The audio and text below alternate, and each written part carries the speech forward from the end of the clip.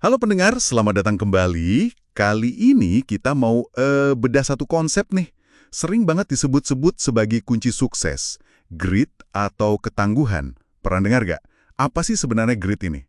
Iya, halo. Wawasan kita kali ini sumber utamanya dari buku Angela Duckworth, judulnya Grit, Kekuatan Gairah dan Kegigihan.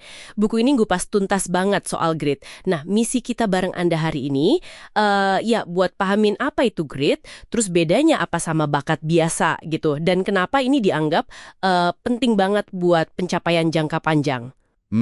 Oke. Mungkin Anda jadi mikir, jangan-jangan bakat selama ini terlalu dilebih-lebihin ya? Nah, menarik. Kita mulai dari cerita penulisnya aja deh. Si Angela Duckworth ini, ayahnya sering bilang ke dia kalau dia tuh bukan jenius. Tapi, lucunya, dia malah dapat penghargaan MacArthur Genius Grant. Kan ironis ya? Ini nih yang bikin dia penasaran. Kalau bukan karena jenius, terus apa dong kuncinya? Nah, pertanyaan itu langsung nyentil bias kita semua kayaknya. Kita tuh sering banget terpesona sama bakat alami. Di buku ini banyak contohnya. Mulai dari pengalaman Duckworth sendiri pas ngajar.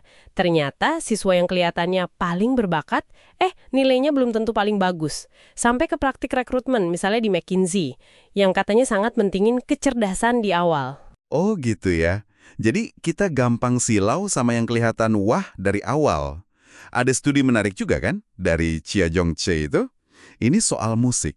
Katanya, bahkan ahli musik yang kalau ditanya bilang usaha lebih penting, tapi secara nggak sadar, mereka malah lebih milih musisi yang dibilang alami, dibandingin sama yang dicap pekerja keras, pas diminta nilai potensi suksesnya. Aneh ya? Iya, kayaknya kita emang suka cerita soal keajaiban bakat bawaan gitu. Dan obsesi sama bakat ini bisa bahaya loh. Malcolm Gladwell misalnya dia nunjuk kasus Enron. Menurut dia, kejatuhan Enron itu salah satunya karena budaya perusahaan yang terlalu muja bakat. Kalau terlalu fokus ke talenta, katanya bisa bikin sombong, terus bikin keputusan jangka pendek yang malah ngerusak, bukannya mikirin pertumbuhan jangka panjang. Oke. Jadi, kalau emang bukan melulu soal bakat, apa dong yang bikin beda orang yang sukses jangka panjang? Di buku ini ada contoh ekstrim ya, pelatihan Beast Barracks di West Point itu. Katanya kan banyak banget kadet yang nggak kuat, yang drop out di minggu-minggu awal. Brutal emang. Tapi yang bikin kaget nih, skor standar waktu masuk yang isinya nilai SAT, peringkat SMA, potensi kepemimpinan, kebugaran fisik gitu-gitu, ternyata sama sekali nggak bisa dipakai buat nebak siapa yang bakal bertahan. Betul. Kirain skor itu udah paling nentuin. Justru itu, kalau skor standar itu nggak bisa jadi patokan, terus apa dong yang bedain kadet yang lanjut sama yang nggak? Nah, Duckworth nemuin jawabannya, grit. Dia mendefinisikan grit ini sebagai kombinasi dua hal penting. Pertama, passion atau gairah, tapi bukan gairah sesaat ya. Ini gairah yang mendalam dan konsisten buat tujuan jangka panjang. Terus yang kedua, perseverance atau kegigihan.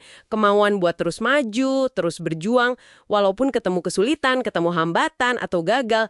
Intinya, ini bukan lari sprint, tapi maraton, panjang napasnya.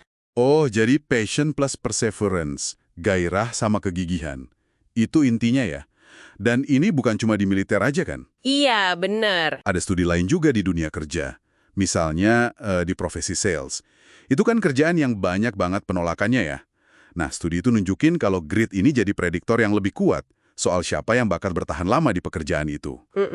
Bahkan lebih kuat daripada sifat kepribadian lain kayak ekstrovert atau stabil secara emosi gitu. Nah, terus kenapa sih grit ini penting banget? Duckworth nawarin semacam rumus pencapaian gitu. Sederhana tapi dalam maknanya. Gini logikanya, bakat dikali usaha, hasilnya keterampilan.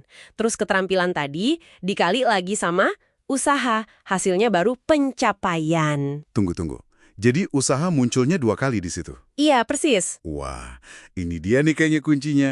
Usaha nggak cuma bantu kita jadi lebih bisa, bangun keterampilan gitu kan, tapi juga usaha yang bikin keterampilan itu kepake, jadi produktif, menghasilkan sesuatu. Pantesan kerja keras itu penting banget. Nah, itu dia, tepat sekali. Makanya kayak kata Will Smith tuh, dia bilang dia nggak pernah ngerasa jadi orang yang super berbakat. Tapi keunggulannya yaitu etos kerjanya yang dia bilang konyol dan memuaskan. Gila kerja. Gitu. Atau contoh lain penulis John Irving, dia tuh nulis ulang draft novelnya bisa berkali-kali. Dia ngerasa kurang berbakat tapi gigihnya luar biasa. Nah, mereka berdua ini nunjukin kekuatan usaha yang double tadi. Ngomong-ngomong soal kegigihan, ada studi lama yang menarik banget dari Harvard, namanya treadmill test dari tahun 40-an. Puluhan tahun kemudian, peneliti ngecek lagi orang-orang ini dan nemuin sesuatu yang, wah, cukup mengejutkan. Gimana tuh? Ternyata, berapa lama para pemuda ini, waktu itu masih muda ya, sanggup lari di treadmill itu, kan sebenarnya ngukur kemauan buat nahan rasa nggak nyaman ya. Itu tuh bisa memprediksi seberapa baik kondisi psikologis mereka pas udah dewasa. Puluhan tahun kemudian loh. Wah, serius? Iya, Dan itu bahkan setelah faktor kebugaran fisik awal mereka udah dihitung juga. betul. Setelah tingkat kebugaran awal diperhitungkan, hubungannya tetap ada. Menarik banget. Ini nunjukin kalau aspek kegigihan dalam grit itu dampaknya jauh ya, jangka panjang. Bukan cuma buat urusan karir atau pencapaian, tapi juga buat kesehatan mental kita secara umum, kesejahteraan psikologis gitu. Oke, jadi kalau kita tarik benang merahnya nih dari obrolan kita dari sumber yang kita bahas ini, intinya grit yang isinya kombinasi gairah tahan lama sama kegigihan pantang nyerah buat tujuan jangka panjang, itu faktor pembeda yang krusial banget. Bakat, ya oke, ada gunanya, tapi usaha itu perannya double.